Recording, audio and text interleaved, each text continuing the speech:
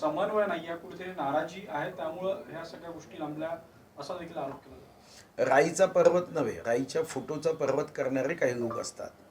लहानपणी आपण बालभारतीमध्ये पाहिले की झाडाचं पान पडलं तर आकाश आगं, आकाश पडलं, आकाश पडलं असं म्हणणारा एक प्राणी होता. असे काही प्राणी असतात, असं कुठेही नाही. एक वाक्यता आहे, श्री एकनाथ शिंदेजी आणि देवेंद्रजी हे शिवसेना आणि भाजपचं नेतृत्व करत असले तरी आत्ता त्यांचा एकच पक्ष आहे, जनतेची सेवा करणारा पक्ष.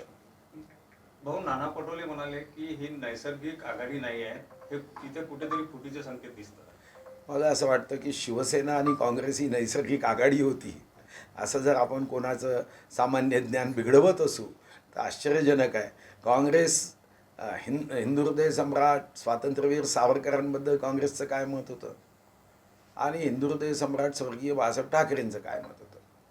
आणि काँग्रेस आणि शिवसेना ही नैसर्गिक आघाडी म्हणजे स्वर्गीय हिंदू हृदय सम्राट बाळासाहेब ठाकरे म्हणायचे की काँग्रेससोबत ज्या दिवशी जावं लागेल त्या दिवशी मी माझ्या पक्षाचं दुकान बंद करेल. त्यामुळे नाना पटोले काय म्हणतात यापेक्षा हिंदू हृदय सम्राट स्वर्गीय बाळासाहेब ठाकरेंचे काय विचार आहे याकडे खरा शिवसैनिक लक्ष देईल.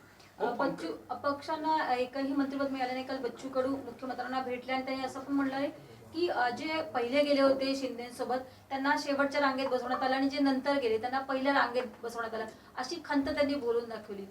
नाही, या संदर्भामध्ये जी सन्माननीय आमदार बच्चू कडू यांची मुलाखत मी वाचली त्यामध्ये ते असं म्हणाले नाही की मी नाराज आहे.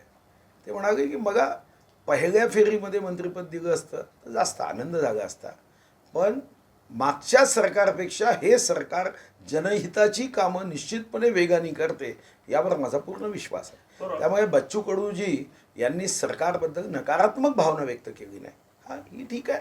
कधी कधी त्यांची अपेक्षा होती, ती अपेक्षा भविष्यामध्ये माननीय एकनाथराव शिंदे त्यांनी जी इच्छा व्यक्त केली त्याचा विचार करतील.